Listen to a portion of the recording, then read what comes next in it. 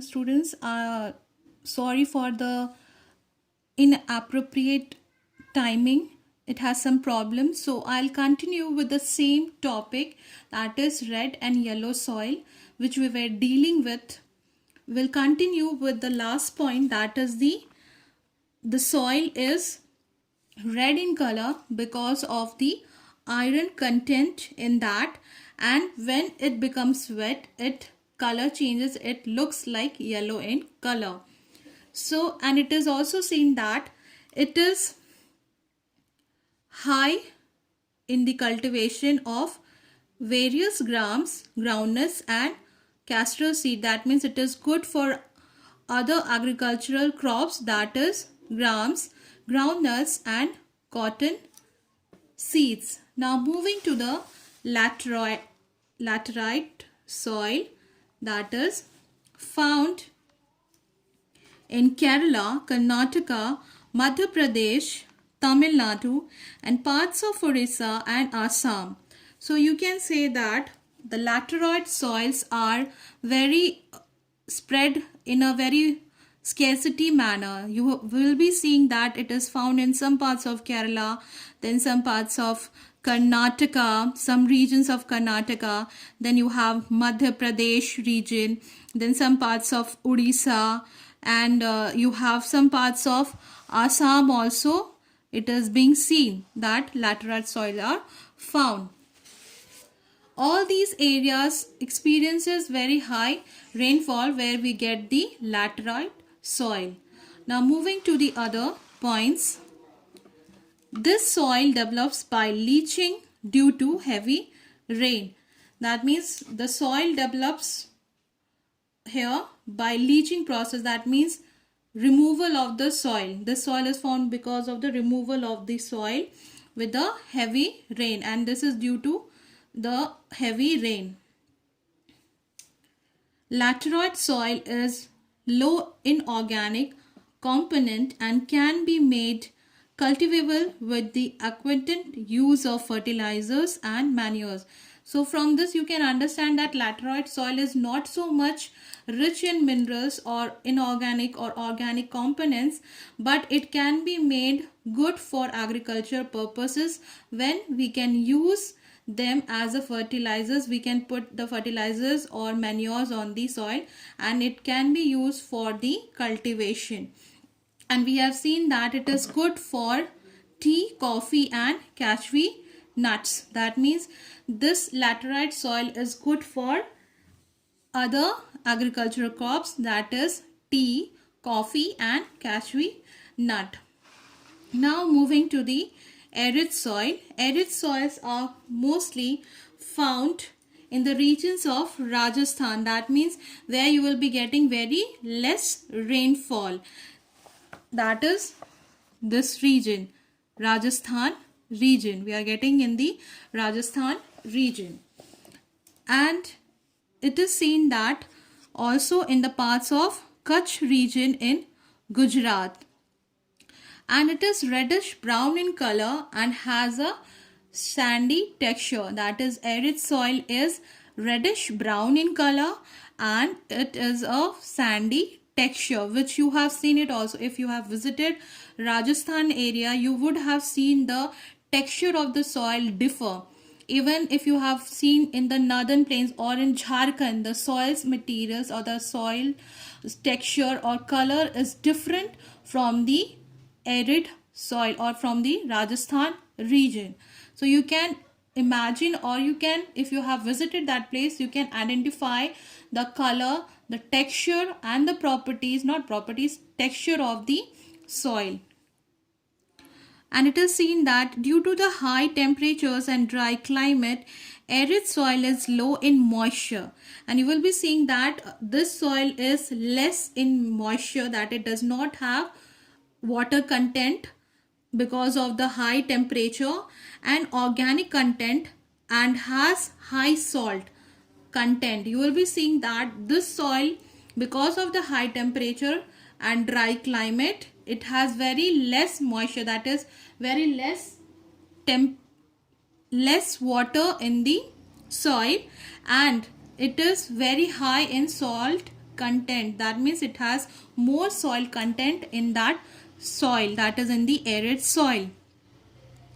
And it is also seen that the soil content is so high that common salt is obtained from more evaporation of the water. That means in that soil the salt content is so much that it is being obtained by evaporation. That means salt can be obtained by soil because of the more evaporation of the water in that particular region.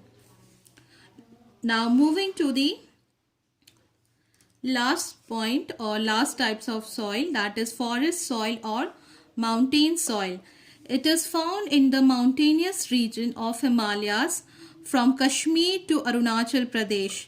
So where it is? So you can see here green part from Jammu and Kashmir to the which region? In the northeastern part of India. So it is Arunachal Pradesh. Most of these regions experience a cool climate with abundant rain and snowfall. So we are familiar that because it is located at higher altitude, so this forest or this region gets maximum amount of rainfall and snowfall, and because of that we get this type of soil because the climatic condition is cool and different from other region. The texture of forest soil varies from coarse grained on mountain slopes to the loomy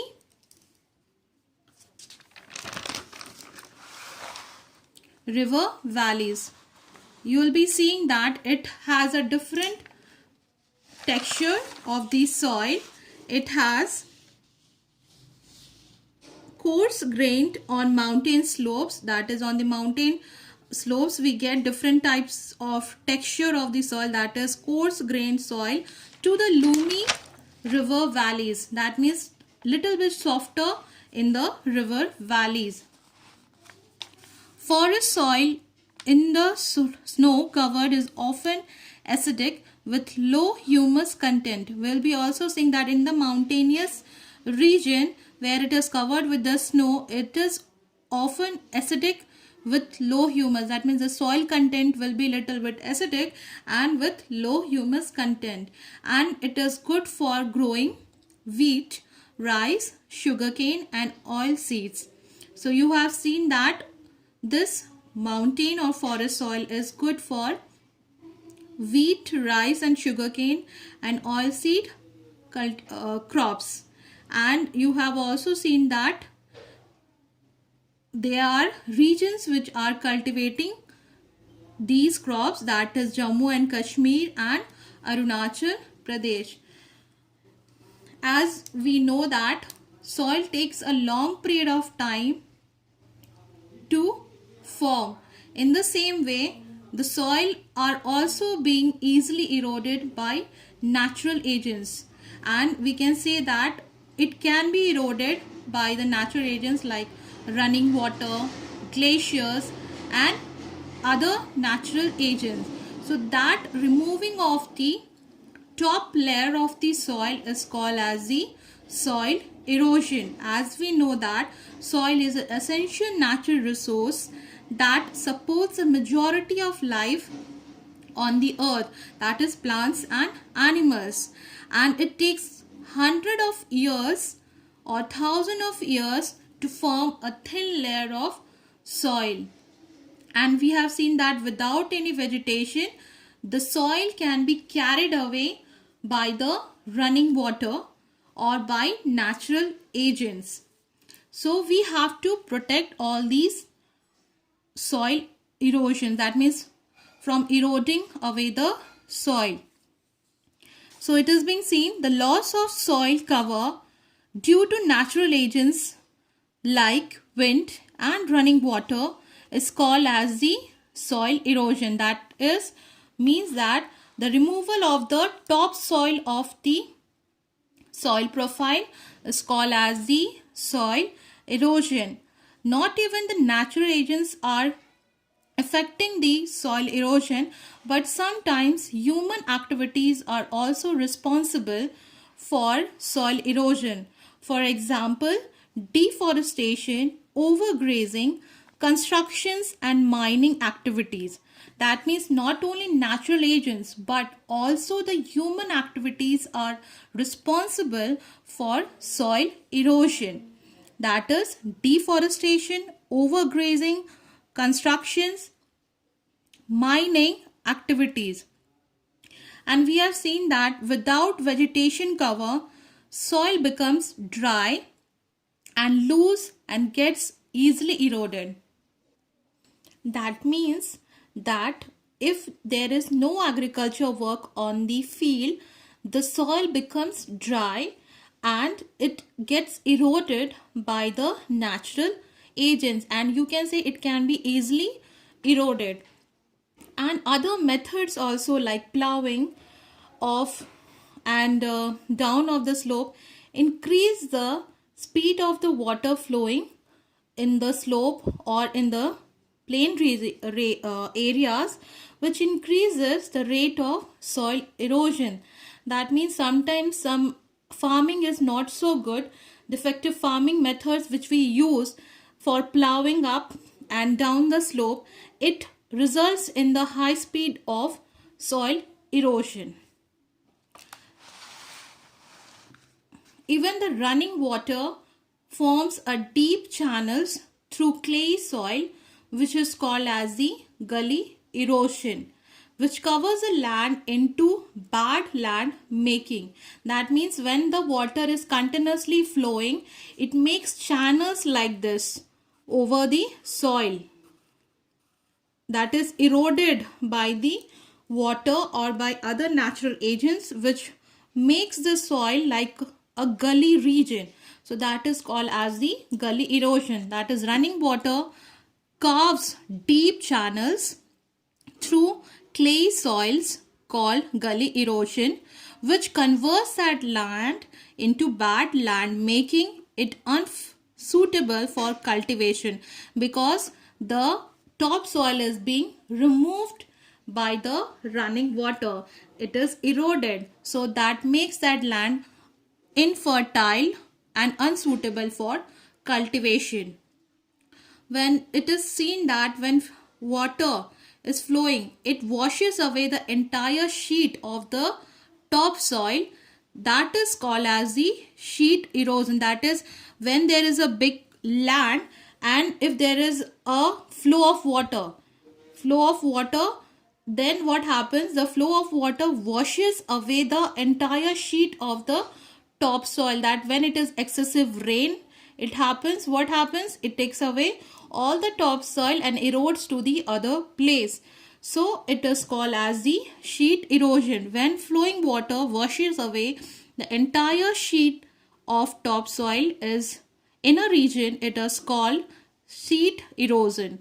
Even the wind erosion occurs generally in the areas where there is very little vegetation or very less rainfall. For example, it is Rajasthan. That means in that particular region, in the arid soil or in Rajasthan region, you'll be seeing wind erosion because there that region receives very less rainfall and it has a very less vegetation because of the sandy soil texture and its mineral content. So it is to be aware that we should conserve our soil because it takes times to form the soil and it is a slow process. So we need to conserve soil for the future so that we can cultivate agriculture or crops on that soil.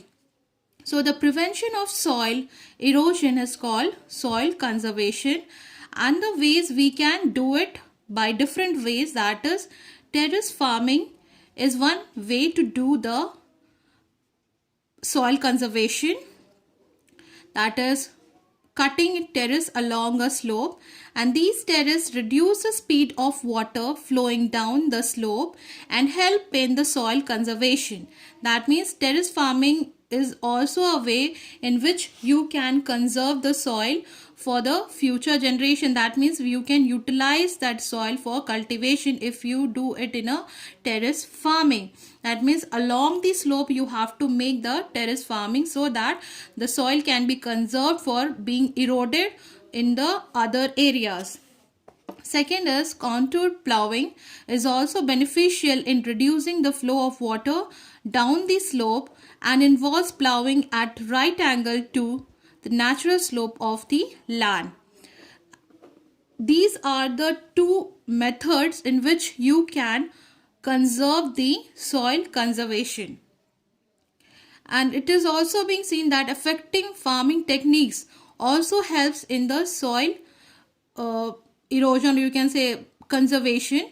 You have seen that in plain areas strip farming can be used for soil conservation, whereas strips of grass are allowed to stand between crops in large fields, and these strips of grasses reduce the force of wind and thus prevent soil erosion. That means in the agriculture field some of the grasses or you can say crops are being grown so that it can hold the soil for a longer period if there is excessive rain, and it hold the soil when there is excessive rain happen, so it helps not to be eroded.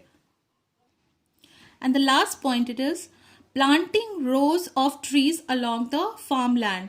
It also helps in the soil conservation. That means it does not allow to remove the soil, so it helps to break the force of the wind and help in soil conservation. Shelter belts of trees when planted along sand dunes help stabilize them and prevent the desert from extending into land available for cultivation. That means these are the processes through which you can conserve the soil, and it prevents from getting eroded by natural agents. So in today's class we have completed this chapter, and please do read the book and go through the video along with the notes so that you will be able to understand what it is, and we will do the question answers in the next class. Thank you.